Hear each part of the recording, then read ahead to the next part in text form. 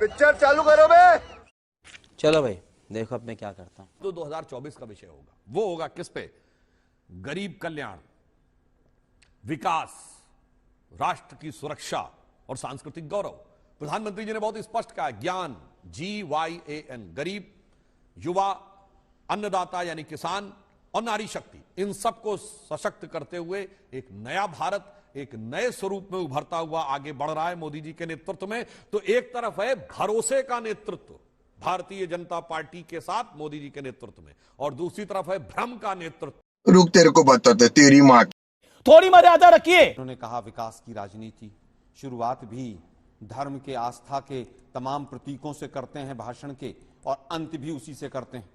गरीबी की बात करते हैं, और गरीबी के ऊपर अगर हंगर इंडेक्स से लेकर न्यूट्रिशन वैल्यू से लेकर और तमाम चीजों की बात करें तो उस पर बात नहीं करते। अन्नदाता की बात करते हैं, 3 काले कानून लेकर आते हैं, 700 किसानों की मृत्यु हो जाती है, उसके बाद 3 काले कानून वापस लेते हैं, और जिस तरह से इकोनॉमिक सोशल डिस्पैरिटी बढ़ती है उसके बाद भी बात करते हैं। नारी शक्ति की बात करते हैं, जनगणना बाद में कराएंगे, डिलिमिटेशन बाद में होगा, तमाम चीजें बाद में होंगी, 2021 की जनगणना आज तक नहीं कराई है, दूसरों पर सवाल उठाते हैं। हम तो केवल ये कह रहे हैं कि केवल 2013 से लेकर अभी तक लगभग 40% महिलाओं पर अत्याचार इस देश में बढ़ा है। इसके लिए जिम्मेवार कौन है? आप नारी शक्ति की बात तो करते हैं। देश संकट में है। आज जिस तरह से राम मंदिर के नाम पर और जिस तरह से तमाम चीजें चल रही हैं वो पूरा देश देख रहा है। आरएसएस के लोग पीले चावल पहुंचाना, फलाना ढिकड़ा, पर्ची काटना, ये करना वो करना, आज द्वारका के फ्लाईओवर पर राम मंदिर प्रकोष्ठ भाजपा और ऊपर मोदी जी का फोटो लगाना, ये पूरा देश देख रहा है किस तरह से। एडवर्टीजमेंट की सरकार है। G20 में 30,000 करोड़ के करीब का एडवर्टीजमेंट खर्च हुआ, और उसके बाद G20 से क्या मिला देश को नहीं पता है। वापस आता हूं, हमारा एजेंडा क्या है? हाँ। हमारा एजेंडा पूरी तरह से यह है कि 2013 से लेकर अभी तक जो झूठों के सरदारों की सरकार चल रही है उसका पर्दाफाश करेंगे। किसानों की आय कितनी बढ़ी वो हम जनता के बीच में ले जाकर बताएंगे। महिलाओं पर अत्याचार कितना हुआ वो बताएंगे। महंगाई किस कदर बढ़ी वो बताएंगे। किस तरह से आर्थिक और सामाजिक विषमता बढ़ी वो बताएंगे। किस तरह से कोरोना के बाद कुछ अमीर मित्र लोग पूरी तरह से और ज्यादा अमीर होते चले गए और गरीब गरीब होता चला गया। हम बताएंगे कि किस तरह से आज सांसद भी संसद में न्याय मांगने के लिए मजबूर है, उनको भी संसद से बाहर फेंक कर और अपने तमाम बिल वहां पर पेश कराए जाते हैं। इसीलिए हम न्याय की लड़ाई लेकर आए हैं, भारत जोड़ने की लड़ाई लेकर आए हैं। सामाजिक नीति हो, आर्थिक नीति हो, विदेश नीति हो, सबका जिस तरह से इन लोगों ने केवल एडवर्टीजमेंट तक उन तमाम नीतियों को लाकर छोड़ दिया है, जिस तरह से नफरत और अन्याय देश के अंदर बढ़ा है, हम उसको जनता के बीच में लेकर जाएंगे। क्या बात है सर, क्या बात है सर, क्या बात, ये बात है। फर्स्ट टाइम वोटर बहुत बड़ा चैलेंज होगा इस बार। भारी तादाद में फर्स्ट टाइम वोटर्स इस बार वोट करने वाले हैं। उनको कैसे अपनी तरफ करेगी बीजेपी? आपको लगता है कि वो राम मंदिर में प्राण प्रतिष्ठा से प्रभावित होने वाली जनता है? Good question, you are a good question. एक बात बताइए, क्या मोदी जी हर सेक्टर में विकास ये सरकार नहीं कर रही है? नहीं। ममता दीदी हो, नीतीश बाबू हो, राहुल गांधी हो, खड़गे साहब हो, शरद पवार हो, अखिलेश यादव, मतलब क्या करोगे? कैसे जनता यकीन करे इनकी बातों? और विजन क्या है इनके पास? विजन दिया इन्होंने कोई अभी तक? बताइए। अरे कहना क्या चाहते हो? जब जनता का गुस्सा आता है तो फिर वो नेता नहीं देखता है, फिर वो अगर उसको सत्ता परिवर्तन करना है वो कर देता है, फिर मिलजुल कर तय हो जाता है सबसे बड़ी पार्टी का जो कैंडिडेट होगा वो पीएम बनेगा।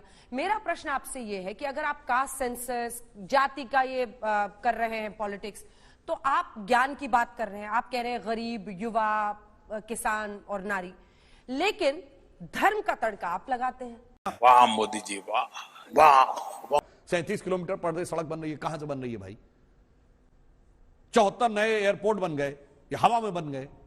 मोबाइल की 200 से अधिक फैक्ट्रियां लग गई, ये हवा में बन रही है। ये कोई आसमान से कोई जिन्न आके बना रहे हैं क्या? कम से कम ये बात मोबाइल, ये ऑटोमोबाइल में हम तीसरे नंबर के दुनिया के देश हो गए। 7.5 करोड़ इस समय परिवार भारत में हैं, जिनमें की कोई, ये हमारा डाटा नहीं है, ये जो ऑटोमोबाइल कंपनियों का डाटा, जिनके पास कोई ना कोई। भाई साहब कुछ ज्यादा नहीं हो गया ये? मतलब कुछ भी। मणिपुर जिस तरह से डबल इंजन के नाम पर वोट मांगा गया, क्या मणिपुर के ऊपर अब 2024 में जाकर मोदी जी नॉर्थ ईस्ट में वोट मांग सकते हैं पूरे देश में? क्या जिस तरह से आज 85-86 रुपए में डॉलर हो गया, तब मान सकते हैं कि रुपया उस देश का गिरता है जिस देश में सरकार भ्रष्ट होती है? क्या काला धन, जिसके लिए कहते थे कि यूं ही 15-15 लाख आ जाएंगे, बाद में अमित शाह जी ने कहा वो तो जुमला था। आज एक नई बात हमारे भाई ने बता दी कि हमने तो 2 करोड़ रोजगारों की बात नहीं की थी, हमने तो केवल अवसरों की बात की थी। अब अवसरों का कैलकुलेशन कैसे होता है वो तो नौकरी नहीं, रोजगार के अवसर का था। नौकरी और रोजगार मैंने मान ली मैंने। तो इसका मतलब आपने कोई 2 करोड़ रोजगार देने का कोई वादा नहीं किया। चलिए, नौकरी का भी आपने वादा नहीं किया, रोजगार का कहा था। मैं फिर कहूंगा आपने करेक्ट कर दिया पूरी भाजपा को। पूरी भाजपा ने कहा, चिल्ला चिल्ला के वोट मांगा कि हम 2 करोड़ रोजगार देंगे, नौकरी देंगे। आप अगर आपने नहीं कहा था तो आपने क्लेरिफाई कर दिया आज। ये भगवान क्या जुल्म है। तमाम संवैधानिक संस्थाओं को जिस तरह से मुट्ठी में रखकर और आप जिस तरह से देश को चला रहे हैं, आज पूरी तरह से देश के अंदर आर्थिक और सामाजिक विभाजन जिस तरह से पैदा कर दिया है। आज आपने तुलना भी की तो एक तरफ कहा आपने वो सर तन से जुदा वाले बच्चे हैं, युवा हैं, दूसरी तरफ वो राम मंदिर वाले हैं। आज भी आपका जो एजेंडा है वो डिवाइड एंड रूल का है। हम तो फिर कह रहे हैं कि आपने जो 2013-14 में भाषण देकर जो वायदे किए थे उन पर बात करो ना भाई। आप बात करोगे भ्रष्टाचार के ऊपर, एक जांच नहीं कराई गई, एक एफआईआर का आज तक नतीजा नहीं आया 2014 के बाद, और जितने भ्रष्टाचारी थे सारे के सारे बीजेपी में शामिल हो गए। आप केवल और केवल समाज में विभाजन पैदा कर झूठ बोलकर, झूठे आंकड़े देकर, अभी आपने एक आंकड़ा झूठा दिया। मैं चैलेंज करता हूं और आपके आंकड़े को, 44 करोड़ मुद्रा लोन दिए। मुझे बता दीजिए 44 करोड़ की लिस्ट कहां पर है? मैंने कहा 44 करोड़ मुद्रा लोन अगर दिए हैं तो हिंदुस्तान का एक एक व्यक्ति सुने कि 26 करोड़ परिवार हैं, क्या आपके परिवारों को मिला? और मैं फिर कहूंगा, डिजिटल इंडिया की बात करते हैं, उस लिस्ट को कहीं तो पब्लिश कर दीजिए। एक कहता है 41 करोड़, दूसरा कहता है 42, तीसरा कहता है 44। बेशर्मो शर्म करो शर्म। धारा 370 आज भी संविधान का हिस्सा है, उसमें 2 परिवर्तन आपने किए और उसमें से भी एक परिवर्तन 15 साल के लिए, एक मिनट मैं बीच में नहीं बोला, बहुत गंभीर विषय, 15 साल के लिए आपने आगे कर दिया। आप कहते थे कि वहां से बहुएं लाएंगे, मैं 50 गज का प्लॉट खरीदना चाहता हूं, मुझे खरीदवा के दिखा देना। मैं कहूंगा कि धारा 370 में आपने वास्तव में परिवर्तन किया। मैं कहना चाहता हूं कि हम एक नए भारत का निर्माण करना चाहते हैं। स्वप्न देखा था कभी, वो आज हर धड़कन में है। एक नया भारत बनाने का इरादा मन में है और बढ़ रहे हैं हम प्रगति की ओर। उस रफ्तार से कर रहा है विश्व भी हमको नमन। उस पार से मणिपुर में लाइए, मणिपुर सरकार के खिलाफ अविश्वास प्रस्ताव में चुनौती दे चुका हूं कई बार। भारत सरकार में लाकर आप नाटक कर चुके हैं। मणिपुर में 5% नहीं बोला, मणिपुर सरकार के खिलाफ क्यों नहीं लाते? कानून पास कर 24 का चुनाव वाला साल है, आगाज ऐसा है, अंजाम कहां तक जाएगा आप पर छोड़ते हैं। आप सभी का